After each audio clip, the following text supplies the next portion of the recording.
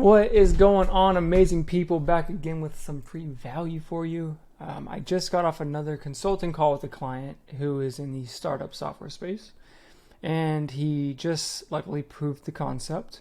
And he was asking me, what do I do next? Like, what's the next steps? And excuse me, I pulled up this diagram, and he was mind blown. He was like, "Dude, this is so helpful." And I was like, "Really?" I was like, "Here, have access to it. It's yours." And I don't take full credit for it. I got this from a guy that I use as a mentor called Nick Cosman.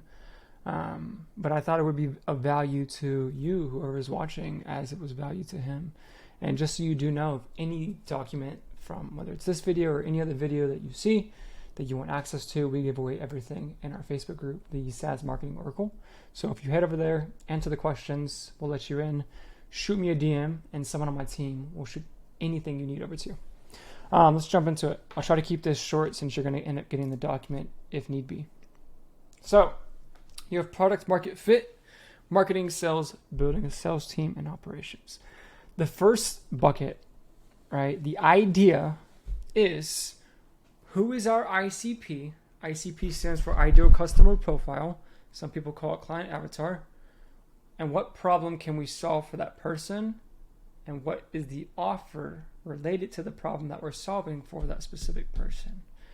I see a lot of companies, I am in contact with a handful of them that are doing this right now, which they most shouldn't be. They say, my solution can help all these people. Like, I can help this person, I can help this person. They just don't know who their perfect customer is, because they can help everyone, from what they say. And it's so true. You can, in most cases, help a lot of people. This comes back to where you're at in your life cycle. How much time do you have? How much budget do you have, right? When I was going to school for marketing, the quote that really has struck a nerve and stuck with me is, if you talk to everyone, you talk to no one, okay? So, having said that, if I have a product that specifically says I do this for insurance companies, or in insurance companies between this or that. Well, if you have 5 competitors and putting yourself in the end consumer shoes, and I'm the insurance guy, and I know how I have all of these choices, but this choice says they do that specific thing specifically for me, 10 times out of 10, they're going to say, well, that's definitely what I need then, right? I mean, even though I have all these, this one's just for me. It must be different. And so that's the idea, is like, when you're trying to solve product market fit, prove your thesis, to ensure that you're delegating as much of your time correctly as possible on the beginning end of your life cycle. Narrow down your outbound and your marketing and your messaging, so you can really just hone in on that market and go to market on them and be a specialist for them, okay? So when you do that, then you can go do all the market research for that specific person. And what's keeping them up at night? What are they thinking about? What issues are they facing? What competitors are they using? From the competitors, going on G2 and looking at what are people saying that they hate? What are people saying that they like? And so on and so forth. And what it's going to do is, now you can spend your time, whether if you're going to hire appointment setters or you're going to market, you're putting your time and budget in the best place possible, narrowed down. And because all the messaging and stuff is aligned, and now you're a specialist for that person, you're going to get traction faster, which is what you need at the beginning stage of your life cycle if you want to go and raise a seed round. Again, as time goes on, people are like, well, I can help everyone. I don't want to spread myself too thin. And I'm like, look, I get it. Once time goes on and you're bigger and you have this brand awareness, you're going to have demand where now you can help more people, right? There's a lot of companies, like Salesforce doesn't just help enterprise companies. They can help a self-employed if they want to now, right? Because the self-employed might want it. The idea is, you want to lease at the beginning stage. Be a specialist for someone. As time goes on, you can widen it up and help anyone you want, as you're more of an authority in the space. So after you hypothesize, find the problem and write the copywriting. So like, based on your ICP, again, what's keeping them up at night, so on and so forth. Build assets, and then write your outbound messaging. Ideally, we call it a rule of 100. So from 100 messages, are you booking any meetings? No? Keep updating your messaging. This is what's the most time consuming on the front end because a lot of people suck at copywriting. But if you do enough due diligence on market research and you just figure out what issues that you can solve that people are facing, once it strikes, it's going to do some damage as time goes on. From there, as you're taking sales calls, you can have an ideation of a script. If you guys need if you need one, I can give you one. And this will change over time, but just have a general understanding of how you want the whole process to go, depending on the market, depending how long the life cycle is. It could be a 1 call, it could be a 2 call, it just really depends. Once you sell your solution 1 to 5 customers, using inside sales and at least doing 20% of a conversion rate, if it sustains the model, right? If it sustains the model, then in some cases you can build out the product. I know a lot of people who build out the product and then they're doing this. Sometimes you want to make sure that before you spend your money and time building out a product, unless you are a software engineer, you want to potentially make sure people are going to buy into the thesis of what you're solving, right? And so usually this will give you a better understanding of what you're selling is going to be worthy in the end consumer size. The biggest thing we went on this is once we can sell someone and do whatever it is that we can do for them, collect a case study. We want that case study because that is one of the strongest marketing assets or outbound assets that we can use. And so that's huge. You see a lot of people utilize those video case studies because they do damage. So that's what we want to collect. Down to the marketing forefront. No, this is marketing.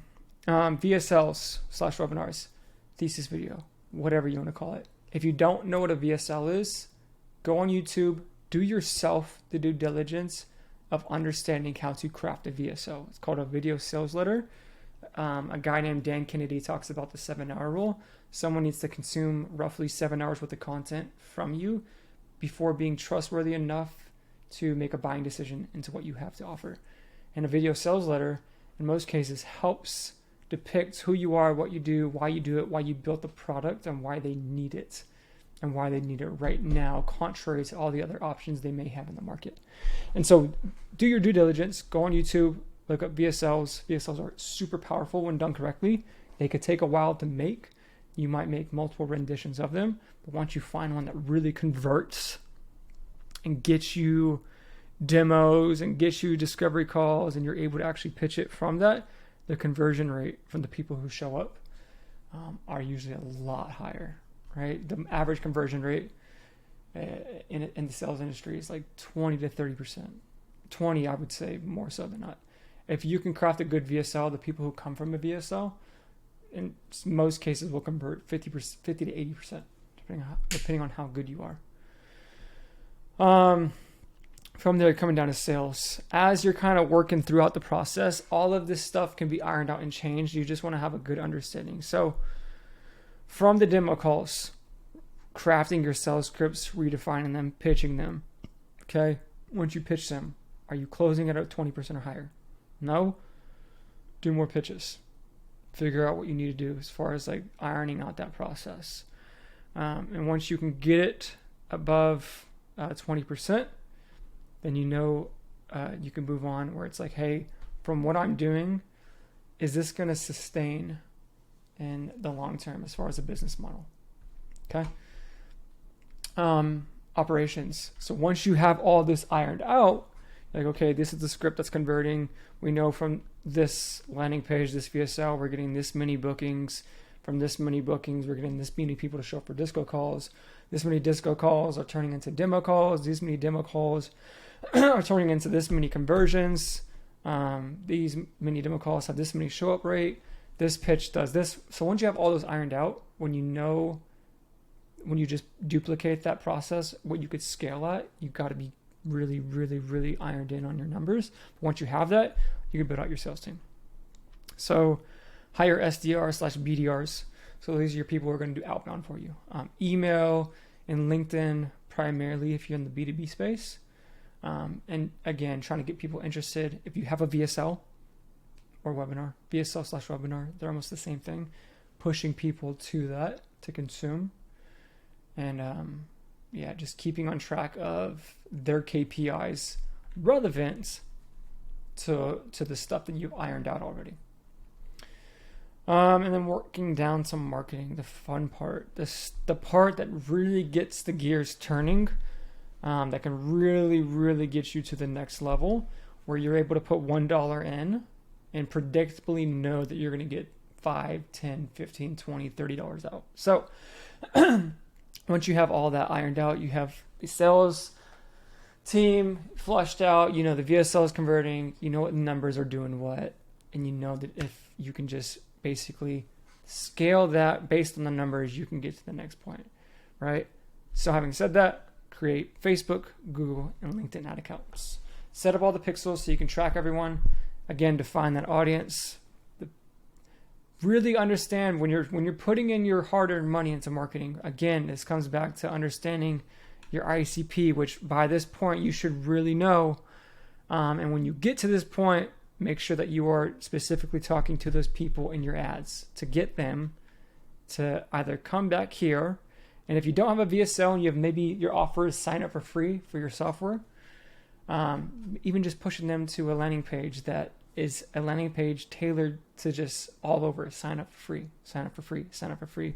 And then when they're in your ecosystem, upselling them to an extension package.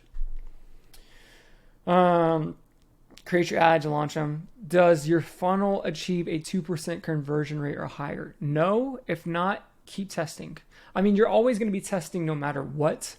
But if it's converting lower than a 2%, I wouldn't just say test the audience, but test messaging, test the offer, just constantly be testing. There's a lot of that goes into here. And I wouldn't just say funnel converts, because when you launch ads, you need to see what your cost per click is. If your cost per click, just so you like a tip or trick, if your cost per click is too high, your targeting is off. If your click-through rate is too high, your graphic or your messaging sucks. If your cost per result is too high, something's not working on the back end where it's not persuasive enough. So cost per click, click-through rate, cost per result, that's the three you really want to pay attention to. Obviously, you want to pay attention to all of them, but those are the three that are going to tell you, based on those numbers, which ones are off. Usually the cost per click varies depending on platform. I mean, top of funnel on Facebook, it could be 1 to 7. On LinkedIn, I have some clients with their cost per click like 20 to 25 right now. It's not usually the average. It just depends. Click-through rate usually around 3%. And then, conversion rate, ideally around 2%. So just be updating it, testing everything out. You really want to be, again, this is your hard-earned money. And this can scale really hard once you find what works. From there, ironing out the script, right? Pitching, 20% closing rate, so on and so forth, like I mentioned above. From there, it's all really about systemizing everything. So using webhooks, just trying to keep everything simplistic on the back end to where now you don't have to be in your business, but you can sit on top of your business and actually try to lead people in the correct way, right? And so I hope this helps. Again, I went through this a little bit faster and didn't go too in-depth with it because you're going to get this document. If there's anything that you guys want me to break down even more, let me know. There's so much that goes into paid ads that would be another 2-hour long video. So I hope this just gives you a little bit of a better understanding of, if you're in the startup phase, of the bigger picture. So again, any questions, let me know. If you need access to it, reach out. We got everything in the Facebook group. And y'all have a good day.